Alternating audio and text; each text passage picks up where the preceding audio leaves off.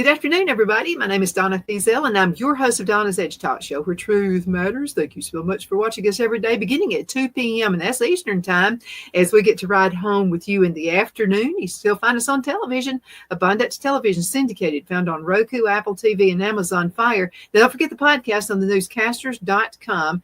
You can also find us on all the social media sites, just like you could before.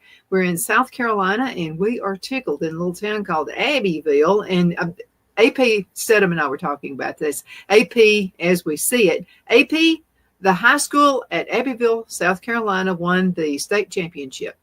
Oh, you moved into the right town. All those fans are crazy about football. Something we get asked every time we go up there. People will ask, okay, now is it Clemson or South Carolina? Which one are you going to be rooting for? You have to answer that question. Be definitive too. It's just like Alabama and Auburn. They will fight. And even one person said, by the way, mixed marriages work. I think he's South Carolina and she's for Clemson. And I said, wow, same feeling me. He's here to Alabama. I was just all over Auburn like crazy. So yes, mixed marriages do work. That's great. That's great to have that part of the tradition over there in the state of South Carolina. Very, very loyal fans, South Carolina and Clemson. Because, they did not have the best teams through the year. They're having some good teams now, but they will always support their team. They stay till the end as well. Yeah. Oh, yeah. And being up there, I'm Clemson. And of course, my husband's going to go right opposite. He's South Carolina. So we just have to have that kind of a life, I guess. You got to stay with that orange. Well, you've had a lot of stuff happening going on in the past week. Let's talk about your podcast, AP, as we see it. Yeah, we had two great guests last week. It was Kurt Bowles from the Houston Chronicle. He covered Texas for many, many years. He's the past president of the Football Writers Association of America. And then we had Yogi Roth, and Yogi's with the Big Ten Network as an analyst. He was with the Pac-12 prior, but got disintegrated. So we had two great guests. We discussed the Texas versus Ohio State game, the Cotton Bowl. That was a semifinal game, and Ohio State came on top 28-14. It was a close contest for a while till the end there. There was Quinn Ewers, the quarterback at Texas. He was tackled by his former roommate at Ohio State, believe it or not. Jack Sawyer, defensive end from Ohio State. No, and Jack took the ball 83 yards for a touchdown, put him on top 21-14. Then that touchdown made it 28, I guess it was. So put them ahead by 2 touchdowns. But Texas was on the brink, on the 1 yard line of scoring a touchdown. And then that play happened and turned the whole game around. And so Ohio State proceeds to the national championship game, and Texas out of the SEC. They were the last hope. They lost. So next year they'll try again. But it's Ohio State from the Big Ten versus Notre Dame, an independent. The championship game, Notre Dame was able to defeat Penn State in a close ball game.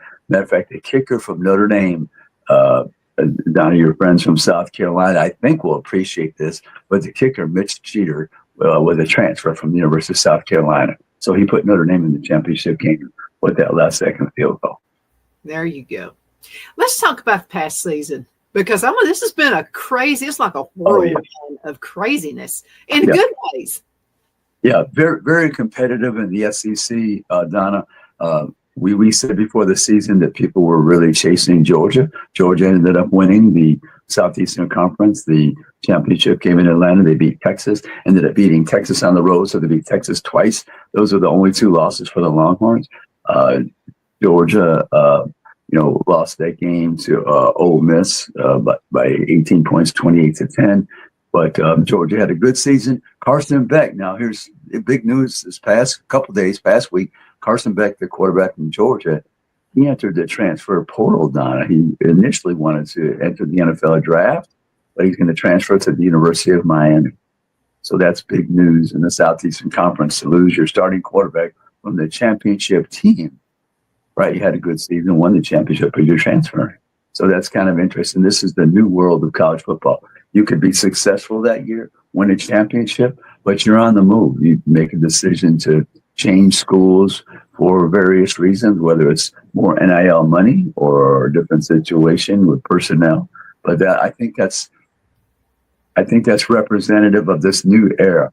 at the top level, because you have this. Who would think if you had the championship at Alabama or Auburn, and the next year your quarterback says, "Well, that was fun, but I'm leaving you." But what does that say about stability, though? Well, year to year, that's it. It's year to year, Donna. Yeah, there's no continuity at all in the system because of the ability to transfer. And people are always reaching out behind the scenes to your representative, your high school coach. I mean, maybe you have an uncle, aunt, something, and presenting more money. And some people make their decision based on money, or some people make decisions on personnel or coach moves or something like that. I don't know. But anyway, Carson Beck, quarterback, University of Georgia, is now at the University of Miami.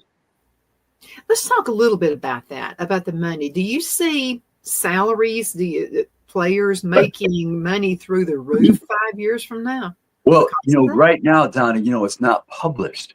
So, for instance, if you're a player and your representative approaches a school and said, we want X amount of money, if I'm the other school, how can I refute that number?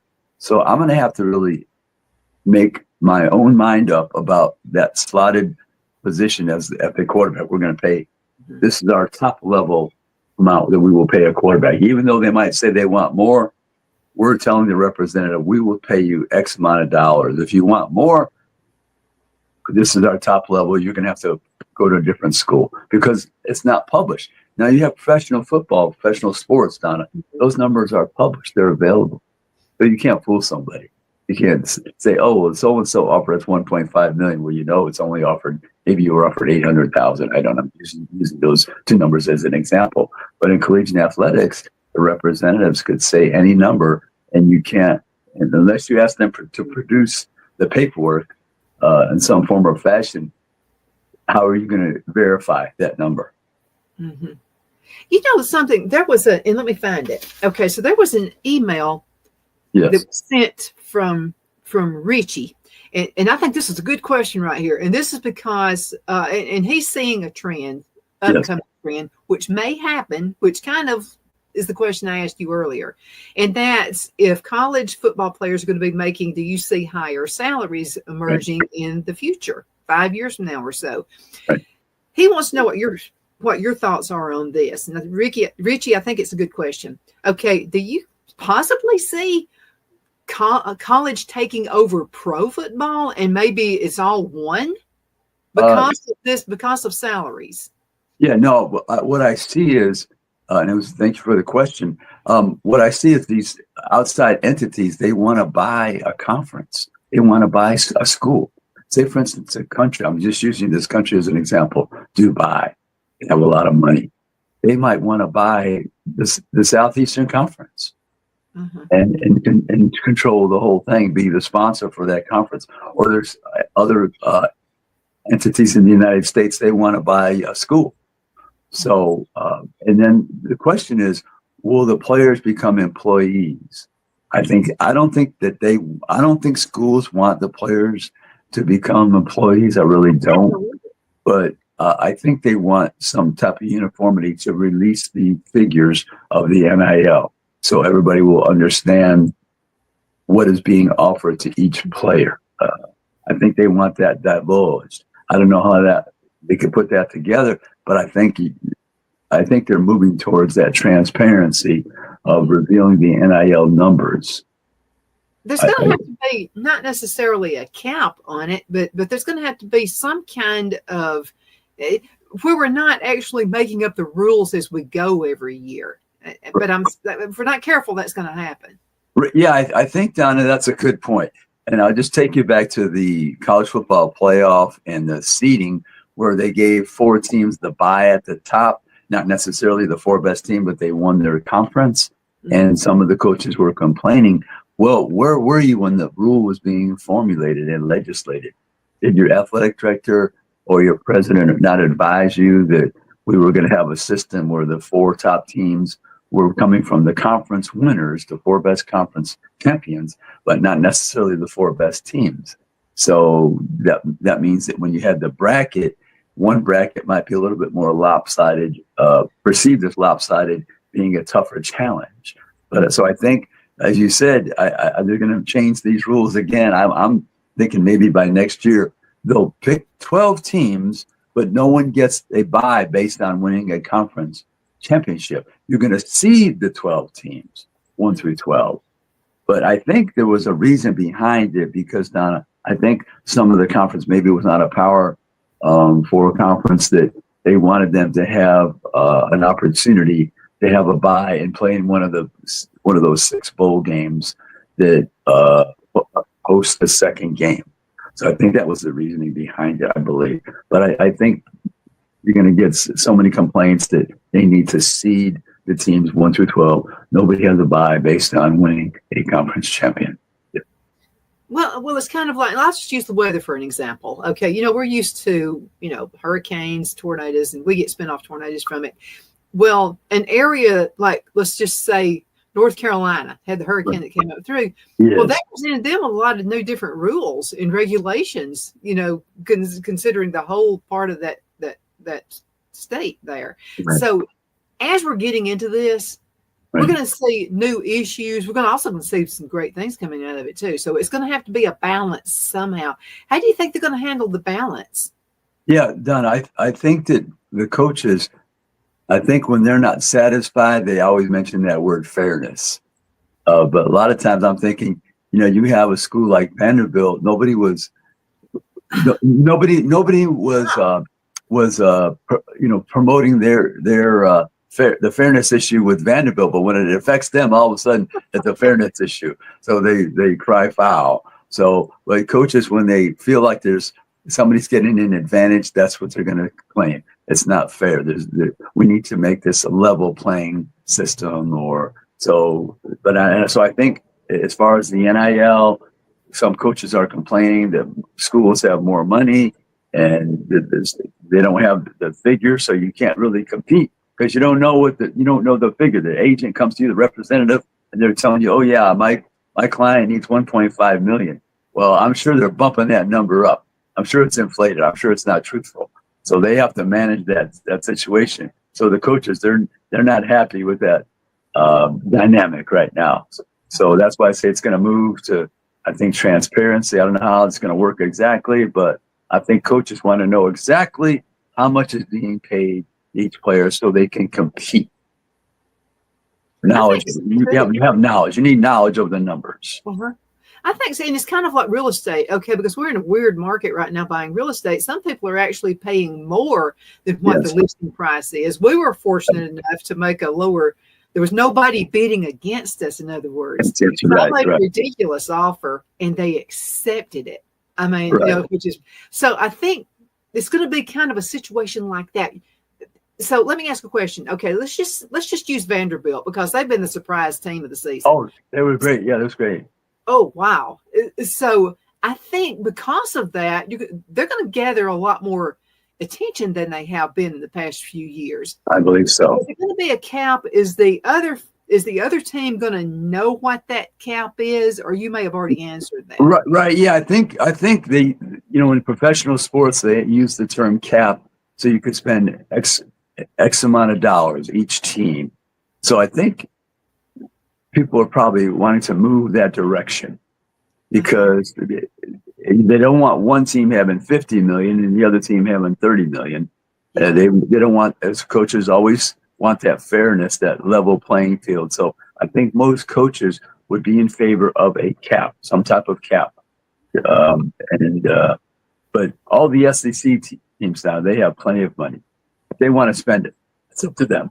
But the other thing is you're approaching your alumni, your fans all the time, and you wanted to build facilities. But now this other part of the equation is we have to pay players. So you're hitting up your fans and your alumni for funding all the time. I think some fans are rebuffing that request.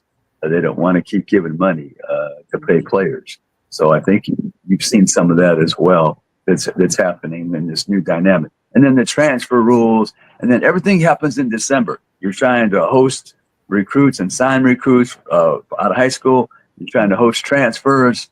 You're trying to prepare for the bowl game. You're trying to prepare for the playoffs. I don't see how you do it all in the month of December. whoever came up with that, I don't understand how they formulated or legislated this calendar with all those things happening simultaneously. Mm-hmm. I don't either, and that's going to have to change in regards to the new world that we're in right now with college football. Let's go into a commercial break, and we'll be right back in just a few minutes. Everybody, boy, that time flew by. We'll be right back. Twin City Used Car Sales has been serving drivers in the Northeast Alabama area for years with a quality selection of late model used cars, SUVs, and pickup trucks. On top of our extensive selection and competitive prices, we offer professional auto financing services for used car buyers of all credit levels. Whether you've just begun your search or you're ready to secure your next vehicle, at Twin City Used Car Sales, you will drive away with the vehicle of your dreams. The sales and finance staff at Twin City Used Car Sales looks forward to serving you, and you can apply for financing online before your visit to our used dealership in Gadsden, Alabama. Check us out on the web at twincityusedcars.com or go by our location at 901 First Avenue, Gadsden, Alabama. We sincerely look forward to serving you.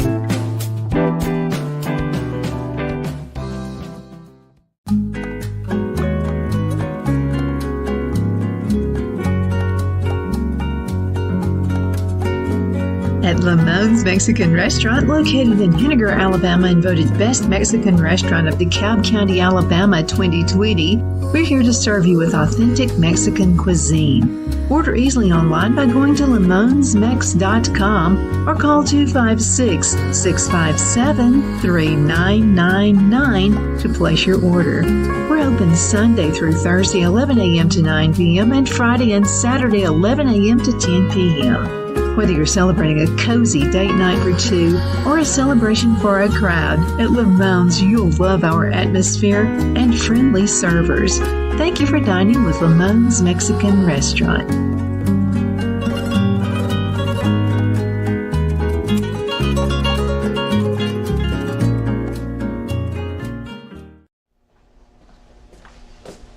Are you ready? We all wonder what tomorrow will bring. But the future lays itself at the feet of the prepared and surrenders to the will of the persistent. It's not easy, but today shapes you so you can shape tomorrow. With Northeast Alabama Community College, when the future asks if you're ready, you can answer. Yes. Begin your future at Northeast Alabama Community College. Donna's Designs offers a line of handmade memorial, wedding, and keepsake jewelry that launched back in 1970.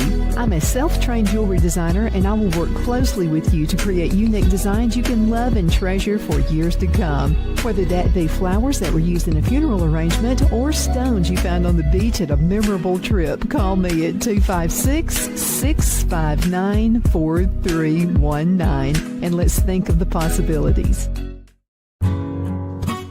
The only place I buy my beef is Lone Tree Ranch in Collinsville, Alabama. Their cattle is born and raised on their ranch, grass and grain fed, and you can feel confident when you serve your family and friends because their beef is all natural and no antibiotics or hormones are added. You can buy whole beef or perhaps go in with family or friends and buy half.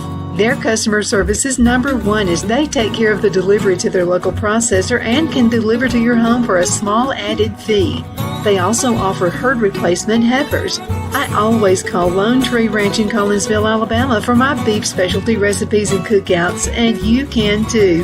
Food shortages are increasing, so buy local by calling 256-523-6462. That's 256-523-6462.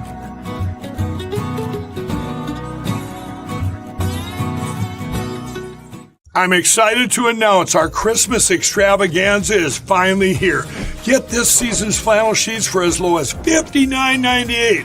They won't last long, so get them while you can. Our famous My Slippers, they haven't been on sale for over a year. Regularly $119.98, now only $59.98. Our 6-piece towel sets are back in stock with extremely limited quantities, only $29.98. With hundreds of MyPillow products, there's something for everyone on your Christmas list. Bathrobes, duvets, quilts, down comforters, and so much more. So go to MyPillow.com or call the number on your screen. Use your promo code to save on all MyPillow products. For example, flannel sheets for as low as $59.98, or our 6-piece towel sets, just $29.98. But that's not all. I'm extending our 60-day money-back guarantee until March 1st of 2025. Plus, all orders over $75 or more ship absolutely free. Good afternoon, everybody. We are back. My name is Donna, and I'm your host of Donna's Edge Talk Show. You can find us right here on all the social media sites. Go to the website, by the way, donnasedge.com. You can find us on television, syndicated on Abundance Television, found on Roku, Apple TV, and Amazon Fire. And don't forget the podcast on thenewscasters.com. Got everybody's favorite sports guy, AP Steadham. We're so fortunate to get him with us. It's been a number of years. Don't go anywhere, okay? So AP is going to stay with us. And by the way, you can direct any questions, Donna at donnasedge.com. I'll be glad to get those to AP as well. AP, there's another fun thing happening right now. It's called basketball. You are the reason I like basketball now. Yeah, Donna, the SEC, it's really exploded with their success. The last AP poll, there was 9 teams. Tennessee at the top, Auburn number 2, Alabama 5, Kentucky 6, Florida 8, Texas A&M 10, Mississippi State 14, Oklahoma 17, Ole Miss 23. So that's 9 teams, Donna. There's only 16 teams in the league, and there's over 350 or 60 basketball teams. Now, think about that. And 9 of them are in the poll at this point. You know, the poll comes out every Monday or so. I think this was last week's poll. But the SEC is having tremendous success in basketball. And Donna, in basketball, as in football, they're looking at your strength of schedule. So at the beginning of the season, you're playing all these teams from outside the conference. So if you could win a lot of those games, the majority of those games, a high percentage, you're not only helping your team individually, but you're helping your league when they have to evaluate for the tournament in March when they make those selections through the committee. So it's important to win those non-conference games. You don't have to win all of them, but you have to win some of them, Don, to be a good representative from your conference in the SEC. It's going to be a big year for them, I think, in the tournament.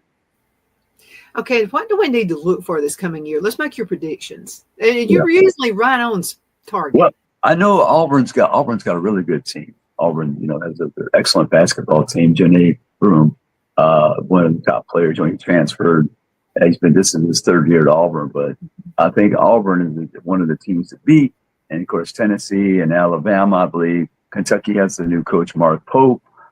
Florida, Todd Golden, he's doing a great job there. Texas A&M, Buzz Williams, he's a colorful coach. He's kind of fun to interview. But all these different teams, Oklahoma, a new team in the league, Donna, Oklahoma and Texas, they've got a good team. Mississippi State is doing a great job at Ole Miss as well. So all these teams are competing. If you're trying to build the depth on your roster, you're trying to get ready for the NCAA tournament eventually. Of course, you have the conference tournament prior to the selection Sunday. But I think the SEC and the Final Four will be in San Antonio. I'll be in San Antonio for the Final Four. So the SEC is really, I think it's kind of an unprecedented level of success they're having right now in basketball, and that's one of the revenue-generating sports. So that helps the league. And Donna, we can even look at the women's. The last week's poll, we had South Carolina number 2, Texas number 5, LSU number 6, Oklahoma, one of the new teams, number 10, Kentucky 15, Tennessee now with their new coach is number 16, and Alabama was 18th at the time. So that's 1, 2, 3, 4, 5, 6, 7 teams in the women's poll. So both men's and the women's basketball are having great success this season. Okay, let's talk about basketball as a whole. Who is the Cinderella team in your opinion right now? Yeah, the Cinderella team. I don't know. Maybe you could pick out a team like Florida. Florida, young coach Todd Golden, good coach. Maybe that's a Cinderella type team at this point. But I think in basketball, Donna, there's quite a few Cinderellas because it's, like I said, it's way over 300, the number of teams around the country. But in the SEC, a team like Florida, that's pretty impressive right now. How is Vanderbilt holding up as far as a basketball team? Yeah. I haven't yet studied them, but I know could they be the one who emerges as a Cinderella team? Yeah. We'll have to see, Donna. But I know Vanderbilt. It's always had a history, Donna. That arena, when you play, they normally had the coaching boxes on each end, so it's kind of different, and it's below the surface of the court. So it's always an interesting place to coach, and they have good fan support. And Vanderbilt's usually a team that shoots the ball well. Usually shoots the ball well from the 3-point line. But we'll find out. But anyway, there should be a great basketball season. I have no, Donna, there's so many good teams. I have no idea who's going to be the eventual regular season champion and then also win the Southeastern Conference, because at the end of the year, when you're in that conference tournament, Donna, maybe you're a game or two, you think you need to win. And it means one team is highly motivated. It may not be their top team because they already figure we're in the tournament, no problem. But it's a team below that's trying to get into the tournament. So they have a hot run and they're really focused and can make a concerted effort. So that's what gets them in the tournament. That's the beauty about basketball. You could have that redemption at the end of the season because of the conference tournament. Mm-hmm. And some great coaches out there. Who are you keeping your eyes on right now? Yeah. John Calipari, moved from Kentucky to Arkansas, paid him a lot of money. So they're trying to see if they can get something going there. But, Rick Barnes is the staple at Tennessee, very good coach. And, of course, Bruce Pearl at Auburn, Nate Oates at Alabama. Mark Pope is the new coach at Kentucky, so I know they're pretty happy. He was like a former player, played on the 96 championship team. So those are some of the coaches to watch out for in the Southeastern Conference. But it's going to be a lot of fun. Basketball is a long season, a lot of games. And you have the tournament at the end of the season. And then you have the seeding, and you go to the different regions. And so I always tell people you have to win 6 games to be a champion in basketball. So every weekend, you have to win a 2-game tournament. You approach it that way. Instead of saying we have to win 6 games, just say we have to win 2 games for 3 straight weekends, and we're the champion. That kind of makes it easier for the fans to understand. Don't think about 6 games. Just think about a 2-game tournament every weekend for 3 straight weekends. What are you seeing, or is there a correlation between football and basketball when it applies to the transfer portal? Yeah, basketball, that's been a fluid situation more years than football because you're able to transfer. But in basketball, Donna, some of the coaches, when we went to the preseason media days, they have all these new players, Donna. They don't know themselves about their team because they have 6, 7, 8 players that are brand new, whether they're high school seniors or they're transfers from another school. So it's hard for them to determine and project about their team. They're hoping they selected the right people, but they're not positive because there's so many new people on the team, new players on the team. So they have a difficult time projecting their fortune. There you go. AP, I can't believe this. Only 30 seconds left in this segment. How can folks find you? And you're also on the Newscaster Studio. Yeah, Newscaster Studio. So it's AP as we see it. And Donna, they can check our social media platforms on our YouTube channels, my personal one, AP Steadham, and at AP as we see it. Donna, but I'll be covering the national championship game. They can look at all my videos I had from the Cotton Bowl game between Ohio State and Texas and other games in the past. So just check the YouTube channel. All types of interesting videos I have on those platforms. Absolutely. AP, thank you so much for being on the show with me. It's always a pleasure and always an honor. Thank you. My pleasure, Donna. Thank you. You're the best that's out there. And you guys are the best also. Thank you so much for watching. Continue sending emails, Donna@donnasedge.com. And I look forward to seeing you for another show tomorrow. You take care. At Liberty Bank, we're all about community, whether it's to help with a charity fundraiser or help families in need. Toys at Christmas or a local football team, we're here for you.